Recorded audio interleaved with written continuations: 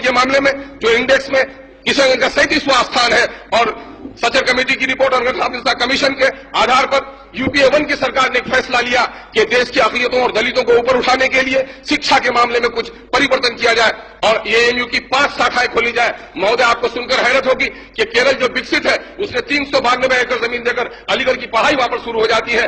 Waste Bengal 255 एकड़ जमीन देकर आज एएमयू की पढ़ाई वहां पर शुरू हो जाती है। लेकिन आज 3 सालों से यह सरकार पत्राचार और प्रेम पत्र लिखा करती है। एक लेटर यहां से VC को जाता है, VC का एक लेटर बिहार सरकार को आता है। कभी कहते 100 एकड़ जमीन देंगे, कभी कहते 250 एकड़ जमीन देंगे, कभी कहते 3 टुकड़े में जमीन देंगे। महोदय, 26 नवंबर 2008 में चिट्ठी आई वाइस चांसलर की बिहार गवर्नमेंट के नाम से कि एएमयू के लिए जमीन दीजिए। हम विकास की बात करते हैं, न्याय के साथ विकास की बात करते हैं और विपक्ष ने हमेशा सहयोग किया है कि विकास के मामले में वो देशद्रोही होगा जो साथ नहीं देगा विकास का, वो देश का नहीं, वो इंसानियत का दुश्मन होगा। और राष्ट्रीय जनता दल जनहित के लिए और दलितों के हित के लिए हमेशा अग्रसर रहा है। महोदय, और क्या कहा गया महोदय कि आज अलीगढ़ की जमीन नहीं दी जा रही है महोदय, और अलीगढ़ के जमीन के बारे में अगर 6 महीने के अंदर अलीगढ़ को जमीन नहीं दी गई तो अलीगढ़ कोर्ट ने फैसला ले लिया है कि वो यूनिवर्सिटी यहां से खिसक जाएगी। महोदय, अलीगढ़ में जो सबसे पहला लड़का BA पास किया था महोदय, वो लड़का मुस्लिम नहीं था बल्कि नन मुस्लिम था। महोदय, आज भी अलीगढ़ यूनिवर्सिटी में 62% लड़के जो नन मुस्लिम होते हैं प्रोफेशनल कोर्सेज में वही पढ़ते हैं। लेकिन ये सरकार न जाने किस दबाव में आ गई है कि अलीगढ़ यूनिवर्सिटी को जात पात और सांप्रदायिक का रंग देकर के अलीगढ़ को जमीन नहीं दे रही है। महोदय, हम आपसे विशेष निवेदन करना चाहते हैं कि बिहार का विकास अगर न्याय के साथ विकास होना है तो अगर नालंदा में जमीन दी जाती है 488 एकड़ तो अलीगढ़ को भी जमीन दिया जाए। महोदय, ये किशनगंज का विकास नहीं है, ये अल्पसंख्यकों का विकास नहीं है, ये बिहार का विकास है, ये मानवता का विकास है। महोदय, इस पर भी हम आपका ध्यान देना चाहेंगे। एक मुद्दा किशनगंज के बारे में और भी कहना चाहेंगे महोदय कि किशनगंज पूरे जिले में एक ही शहर है और उस शहर में गरीब लोग आज जो बिहार से बाहर रहकर कमा रहे हैं अपने बच्चों को पढ़ाना चाहते हैं। गांव में स्कूल नहीं है,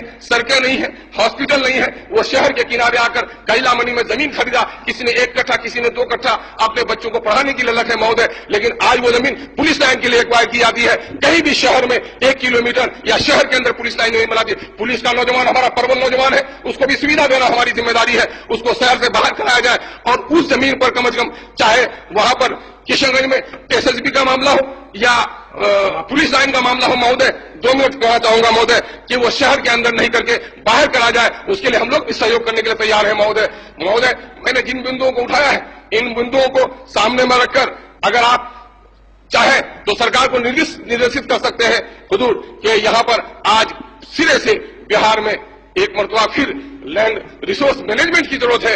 आज सरे 9 ये सोचा जाए, सामाजिक परिधि बदली है, सामाजिक व्यवस्थाएं बदली है। आज भी गरीबों का अगर यही हाल होगा और अगर भूमि सुधार का काम नहीं हुआ, सिर्फ कल्पनाओं में, सिर्फ भाषणों में, सिर्फ नारों में, सिर्फ डेटा के जरिए से अगर हमने जनता को धोखा देने का काम किया महोदय तो कुर्सी आती है और चली जाती है, सरकारें बनती और चली जाती है। हमें देश से प्रेम रखनी है, यहाँ के दलितों का उत्थान करना है। जब तक समान विकास नहीं होगा, दलित अल्पसंख्यक या अगड़े पिछड़े जगह जब तक समान विकास नहीं होगा, हमारा देश विकास नहीं कर सकता है, मानवता का विकास नहीं हो सकता है। हम समझते हैं कि वही सरकार देर तक जिंदा रहती है जो न्याय के साथ चलती है। हम कुर्सी की तरफ नहीं देखते हैं, हम न्याय की आपसे गुहार लगाते हैं कि न्याय के अनुकूल जमीन के झगड़े निपटाए जाए ताकि कोर्ट का मामला भी घटे और बिहार में तमाम तर जाति पाति से उठकर बिहार के जन जन और कन कन का विकास हो सके। आपने मुझे समय दिया महोदय, इसके लिए मैं बड़ा आभारी हूं। बहुत बहुत धन्यवाद।